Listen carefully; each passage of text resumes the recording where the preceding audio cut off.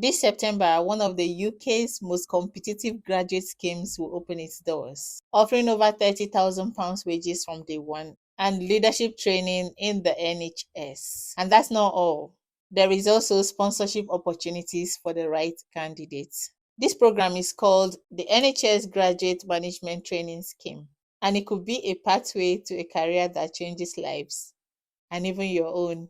This program is a launchpad into high impact roles like general management, finance, HR, health informatics, and all of that good stuff. And from September, there will be series of webinars where you can meet the team, learn more about the program, and get ahead of the competition. So let's talk about what the scheme offers, who they are looking for, your eligibility criteria, and how you can prepare and also secure your place into this program. Hello and welcome back to my channel. My name is Evelyn, and on this channel, I share updates about immigration, working in the UK, living in the UK, and everything in between. If this kind of content interests you, kindly hit the subscribe button and turn on the notification bell so you don't miss any updates from this channel. At this point, I would like to disclaim that I'm not an immigration advisor and I am not an immigration lawyer. The information I share on this channel is based on my personal knowledge and research. Always do your own additional research, and if you're needing immigration advice, kindly consult a qualified immigration advisor. So let's get right into today's video. So this program is for September, and I'm bringing it up now so you can prepare ahead. It's not when it's time that you now start rushing and then you will not have enough time to prepare. So this is you having almost a month to plan and prepare for this program if it's something that you really want. I heard about this program last year, but by the time I was ready to update, they had closed for last year. So this is them reopening for 2026, right? So this is them opening the program back for 2026 entry in September. First of all, when you go to the site, you just see what the program is about. Then they tell you the pay, the starting salary is 30,277 with the opportunity to increase to 32,000 after 12 months. But when you get a job after you've completed your training, you'll be earning on average around £44,000 in your first NHS role after completing this scheme. So, who exactly are they looking for? They said it here that the recruitment process is designed to assess your strengths. It's not about what you have studied, the university you went to, or the work experience you might have done. They are more interested in finding out your potential to become a future NHS leader, someone with the right values, someone with motivation to make positive change happen. Underline that it will help you during your application process. At the moment, you can actually register your interest ahead of time. Okay. When you click to register your interest, they take your name and your email address, your graduation year, the university you attended, and sexual orientation and all of those stuff. So you can click to register your interest ahead of time if you want. It's not compulsory, but you can do that if you're serious about the process. Okay.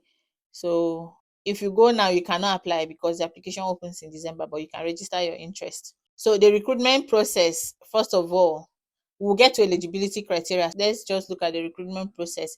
It's in stages. The first stage will be an online assessment that will take you approximately 45 minutes to complete. And although it's not time limited, it's not like it's going to time you 45 minutes. But if you're on the system and you don't get distracted, it's going to take you approximately 45 minutes.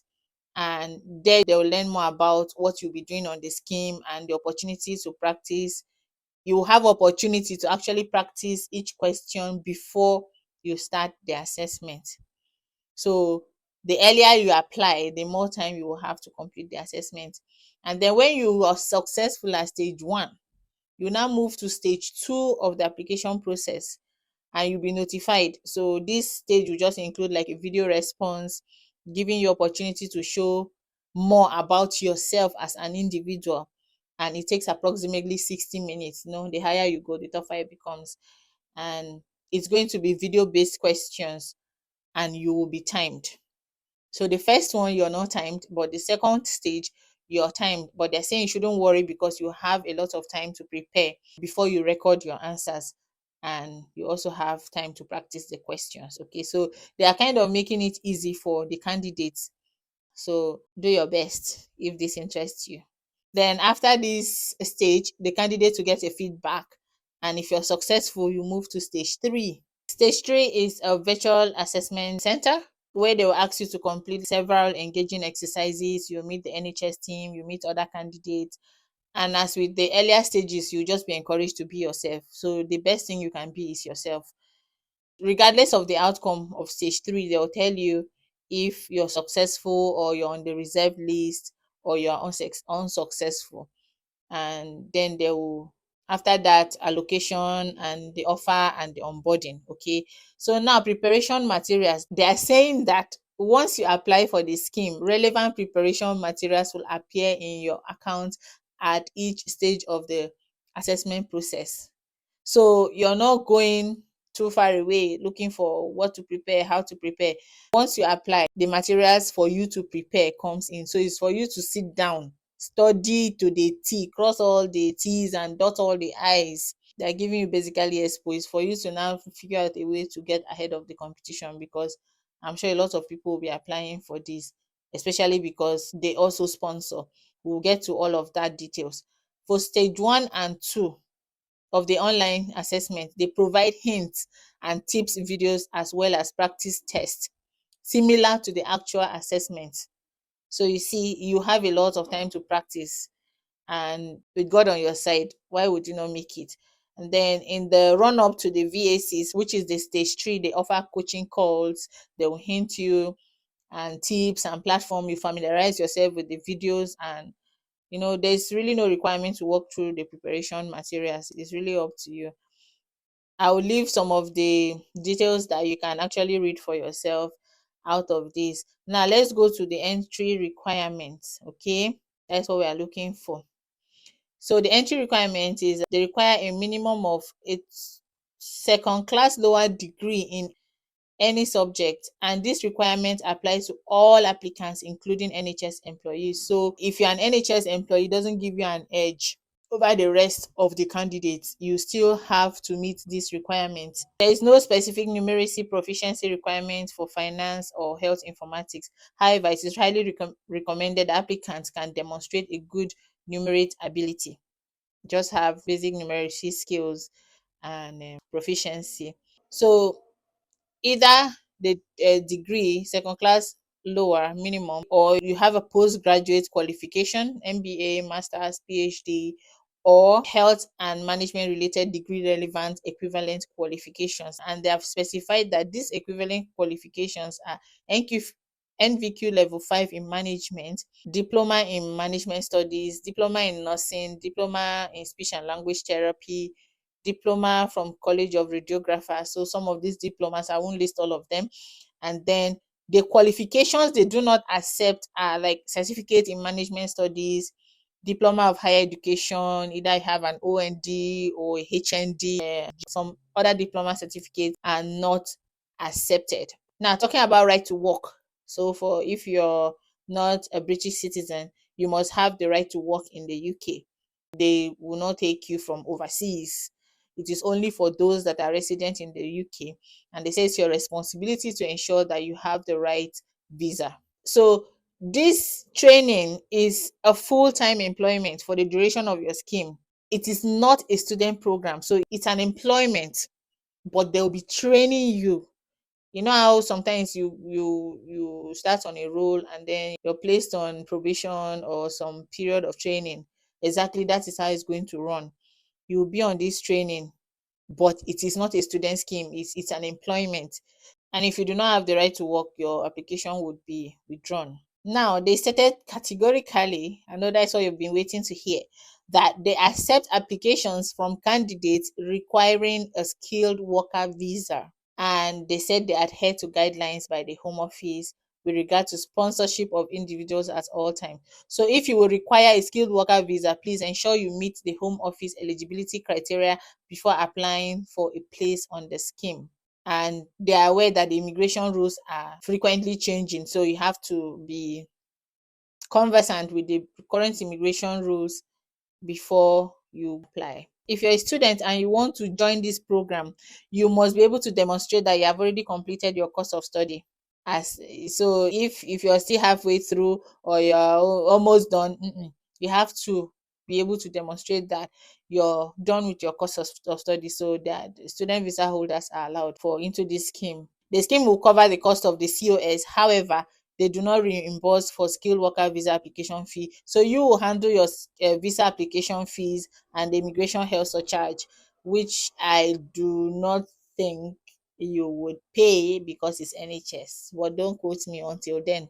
They are emphasizing that they will only assess sponsorship eligibility based on the most current Home Office regulation.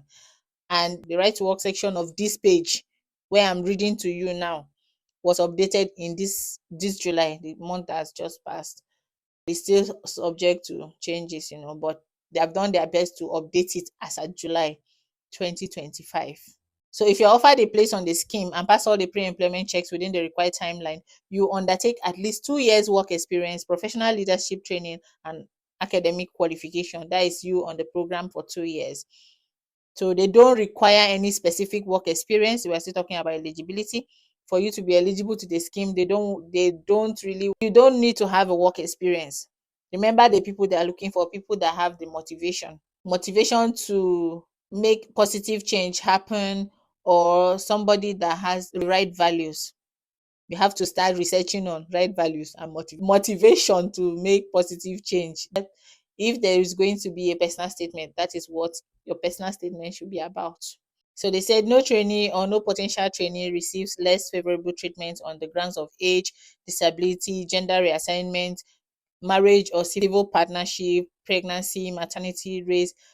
They won't receive less treatment from every other person if you're in this category. Diversity will be viewed positively, and in recognizing that everyone is different, the unique contribution that each individual's experience, knowledge, and skills can make it valued equally. That is that for eligibility criteria. If you're an NHS staff, you can apply for it. You're not exempt. If you're non NHS staff, you can also apply for it. The process is the same for everybody, whether you're a staff or you're not a staff. Everything is done on level ground. So for the locations, the staff can choose up to 3 preferred locations when applying to the scheme. If you're unable to move from a certain area because of maybe you're working there, your family is there, you would be given opportunity to explain, give reasons why you don't want to move from that location. But you have 3 locations to choose from that you would like to be trained. So if you're an NHS employee, you would need to resign from your current role to be able to accept this NHS graduate management training scheme. So you cannot do both because it's not a part-time program, it's a full-time program. You would have to resign your job. Please, for immigrants, before you resign your job, make sure you are sure that this program is going to sponsor you. Get everything ready. If you need to speak with an immigration lawyer, do that, so that you're not resigning your role and then coming here and they're telling you, oh, it is this and that stories. Be careful.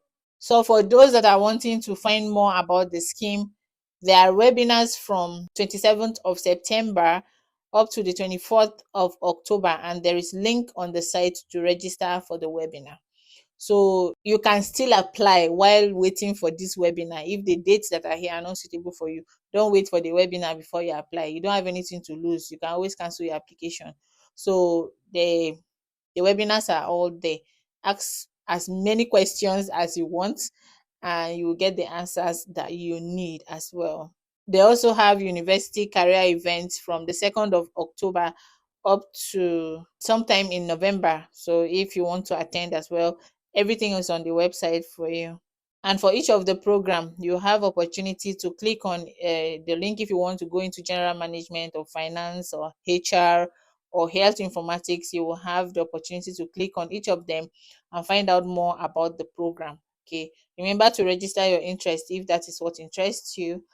And that is it for the NHS Graduate Management Training Scheme. You must be a graduate. I wish you the very, very, very, very best. Save this video so that you don't forget it. Save it and listen to everything I've said here. September is not too far away. Start preparing with what we already have in hand And by the time they send you the materials, is even going to be another icing on the cake, just easy going, okay, for you. I wish you the best in this application. Good luck to everyone that's interested, and see you in my next video. Bye.